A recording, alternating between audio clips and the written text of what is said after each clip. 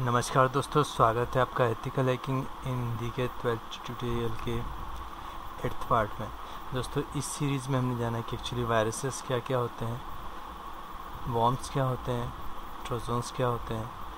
Top viruses को अगर आप अब तक के क्रिएट किए गए सारे वायरसेस को एक कैटेगरी प्रोवाइड करेंगे, सबसे ऊपर से लेकर टॉप टू बॉटम कौन कौन से वायरसेस को आप रख सकते हैं, वायरसेस को क्रिएट करने के पीछे क्या रीज़न्स हैं, किस तरीके से इन्फेक्ट करते हैं वायरसेस आपके कंप्यूटर्स को, इस बारे में एक नज़र डाली थी। वायरसेस के टाइप्स क्या होते हैं ये देखा था। कुछ बातें जो आपको वायरसेस के बारे में जाननी चाहिए उस पर एक नज़र डाली थी। सिम्टम्स क्या होते हैं अगर आपका कंप्यूटर इन्फेक्ट होता है वायरसेस से, तो उसके सिम्टम्स क्या होते हैं इस पर एक नज़र डाली थी। वायरस सॉक्स क्या होते हैं ये देखा था। फेक एंटीवायरसेस के बारे में जाना। बेस फाइल प्रोग्रामिंग से वायरसेस कैसे क्रिएट होते हैं इस बारे में एक नज़र डाली थी। उन कुछ वायरसेस को क्रिएट करके देखा था। वायरसेस कंस्ट्रक्शन किट के बारे में जाना था। वॉर्म क्या होते हैं इसकी डेफिनेशन को देखा, वॉर्म्स के बारे में समझा, वॉर्म्स की हिस्ट्री के बारे में समझा, किस तरीके से वॉर्म स्प्रेड किए जाते हैं इंटरनेट पर ये जाना था। वायरस और वॉर्म्स के बीच के डिफरेंसेस को देखा था। कैसे आप अपने पीसी या अपने कंप्यूटर्स को वॉर्म से या वायरसेस से सेफ रख सकते हैं इस बारे में जाना था। ट्रोजन्स क्या होते हैं ये देखा। ट्रोजन्स के क्रिएट या ट्रोजन्स का नाम ट्रोजन किस तरीके से पड़ा इस पर एक नज़र डाली थी। पर्पस क्या है ट्रोजन्स को क्रिएट करने के पीछे, इस पर एक नज़र डाली। इंडिकेशन पता किया कि कैसे पता कर सकते हैं कि अगर आपका वायरस ट्रोजन से इन्फेक्टेड है या नहीं। ट्रोजन्स किस तरीके से काम करते हैं, आपके कंप्यूटर्स के किन किन फाइल्स को इन्फेक्ट करते हैं, ऑटो रन कैसे होते हैं इस बारे में जाना। रैपर्स क्या होते हैं इस बारे में समझा था। ऑटो स्टार्ट मेथड्स में रजिस्ट्री किस तरीके से इन्फेक्ट होती है जाना था। ट्रोजन्स के टाइप्स को देखा, उनके एक एग्जांपल्स को देखा। आइए अब देखते हैं कि किस तरीके से हम ट्रोजन्स से प्रोटेक्ट कर सकते हैं अपने पीसीस को। प्रोटेक्टिंग अगेंस्ट ट्रोजन्स अटैक, अगर हमें अपने पीसीस को या अपने कंप्यूटर्स को ट्रोजन से के अटैक से प्रोटेक्ट करके रखना है या बचाना है तो किस तरीके से बचा सकते हैं। आप यहाँ देख सकते हैं, get an antivirus scanner of the highest quality and keep it up to date. जब भी आपका एक एंटीवायरस हो, जो भी एंटीवायरस आप यूज़ करें, सबसे पहले तो मस्ट है कि आप एंटीवायरस यूज़ करें, और अगर आप एंटीवायरस यूज़ करते हैं तो उसे प्रोटेक्ट करके रखें। एंटीवायरस की सेटिंग्स को पहले एक बार चेक करें। एंटीवायरस में एक्चुअली बाय डिफ़ॉल्ट सेटिंग को चेंज करके देखें। बहुत सारी सेटिंग्स होती हैं एंटीवायरसेस में, और बहुत सारी सेटिंग्स ऐसी होती हैं जो पहले से ऑन नहीं होती हैं, आपको उसे ऑन करना होता है। Install a firewall to prevent hackers from entering your system. एक फायरवॉल को हमेशा ऑन करके रखें। आप चाहें तो हार्डवेयर फायरवॉल वगैरह भी यूज़ कर सकते हैं। यूज़र्स को, जो भी आपके कंप्यूटर यूज़र जो भी यूज़ करते हैं आपके कंप्यूटर्स को, या आप खुद यूज़ करते हैं, तो इस बात का ध्यान रखें कि ईमेल फाइल्स वगैरह साथ अगर कोई ऐसे ईमेल्स आते हैं जो आपके लिस्ट में नहीं है, आपके फ्रेंड लिस्ट में नहीं है, या आपके इनबॉक्स की लिस्ट में आप पहले से नहीं थे और नए नए ईमेल्स आ रहे हैं, तो उन्हें प्लीज़ ओपन ना करें। ऐसी साइट से बचें जो आपको कुछ फ्री ऑफ़र करते हैं, टूल्स वगैरह। ट्रस्टेड वेबसाइट से ही कुछ डाउनलोड करें। जब भी अगर आप विंडोज़ ऑपरेटिंग सिस्टम यूज़ करते हैं तो आप यहाँ देख सकते हैं, इन Windows do not open the questionable file extension, जैसे exe, vbs, com, bat, इस तरीके की फाइल एक्सटेंशंस को ओपन ना करें अगर वो फाइल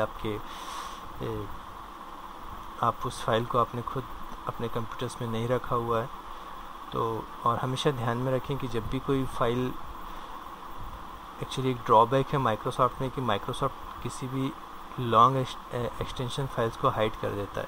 जैसे मान लीजिए अगर कोई फाइल है जो XYZ नाम से है, तो अगर कोई अटैकर उसे सेंड करता है ट्रोजन्स के साथ, तो वो कुछ इस तरीके से सेंड करेगा xyz.vbs.something.gpg, और भी बहुत बड़ा हो सकता है। पर जब आप माइक्रोसॉफ्ट में दिखाई देगा तो लास्ट एक्सटेंशन के साथ दिखाई देगा exyz.jpg, तो बीच के एक्सटेंशन आपसे छूट जाएंगे। तो जितना हो सकता है लॉन्ग एक्सटेंशन के फाइल्स को पहले एक बार देख लें, प्रॉपर्टीज़ में जाकर के एक्चुअली फाइल का एक्सटेंशन है क्या, उसके बाद ही उसे ओपन करें।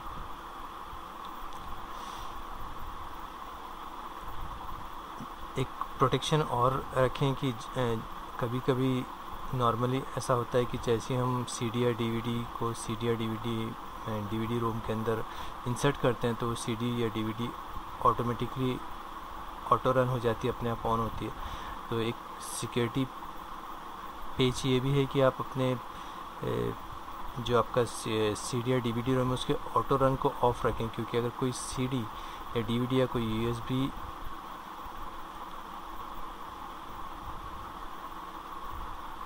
ट्रोजन से इन्फेक्ट है तो वो आपके पीसी को डायरेक्टली ट्रोजन से इन्फेक्ट कर सकती है। तो बेहतर ये होगा कि आप अपने कंप्यूटर से अपने पीसी में डिसेबल करके रखें सीडी डीवीडी रोम के ऑटो रन ऑप्शंस को। इसके लिए आप माइक्रोसॉफ्ट की हेल्पलाइन पर भी जा सकते हैं। इस लिंक पर जाएं तो आपको माइक्रोसॉफ्ट अनेबल और डिसेबल दोनों के ऑप्शंस प्रोवाइड करेगा। या फिर स्टार्ट पर जाएं, रन ऑप्शन पर जाएं, रजिस्ट्री एडिट पर जाएं, ओपन बॉक्स पर जाएं एंड देन क्लिक ओके। इसे अगर प्रैक्टिकली देखना चाहते हैं तो कुछ इस तरीके से, जिन यूज़र्स ने विंडोज़ हैकिंग के सारी वीडियोस को देखे उन्हें पता होगा कि रजिस्ट्री एक्चुअली क्या होती है। नॉर्मल यूज़र्स के लिए कंट्रोल पैनल ही सब कुछ होता है, जबकि जो पूरा आपका पीसी या कंप्यूटर से पूरा नेटवर्क ऑपरेट होता है रजिस्ट्री के थ्रू होता है। तो रजिस्ट्री में इस सेटिंग पर जाएं और यहाँ पर अपनी जो हम देख सकते हैं रजिस्ट्री का पाथ है current user software Microsoft Windows current version policies explorer and to no drive type auto run. इस ऑप्शंस में अगर आप सारी ड्राइव्स के ऑटो रन ऑप्शन को क्लोज करना चाहते हैं, डिसेबल करना चाहते हैं, 0x करें। और अगर आप सिर्फ सीडी डीवीडी रोम को करना चाहते हैं तो 0x20 करें। तो इसे ये प्रैक्टिकली देख लेते हैं। विंडो की और R प्रेस करें, यहाँ पे आप देखेंगे REGEDIT इंटर करेंगे। आपने देखा था पाथ करंट यूज़र सॉफ्टवेयर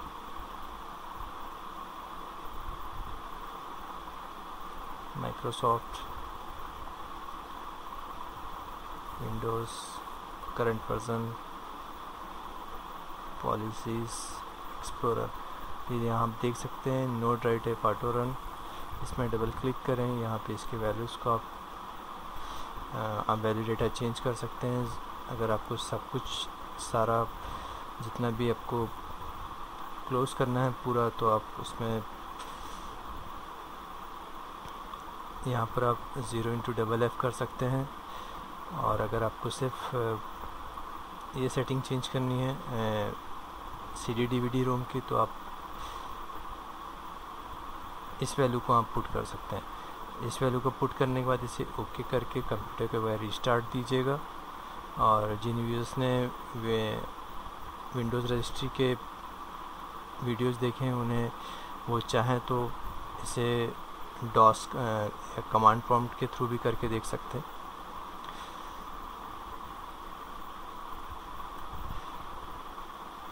एक और जो प्रोटेक्शन है वो रखना चाहिए ट्रोजन से। अगर आप बचना चाहते हैं या बचाना चाहते हैं अपने पीसीस को, तो प्रिंटर एंड फाइल शेयरिंग जो हमारी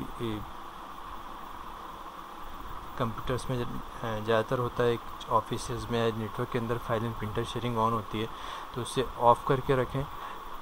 स्टार्ट में जाएं, सेटिंग्स में जाएं, कंट्रोल पैनल में जाएं, नेटवर्क में डबल क्लिक करें, TCP/IP डायल-अप एडाप्टर प्रॉपर्टीज़ में जाएं, उसके बाद बाइंडिंग टैब में जाएं और यहाँ पर file and printer sharing check box होगा, इसे ओके करें। कंप्यूटर को रिस्टार्ट दीजिए। ये जो सेटिंग है एक्चुअली आप देख सकते हैं, this disable the file and printer sharing components only for the dial up networking adapter.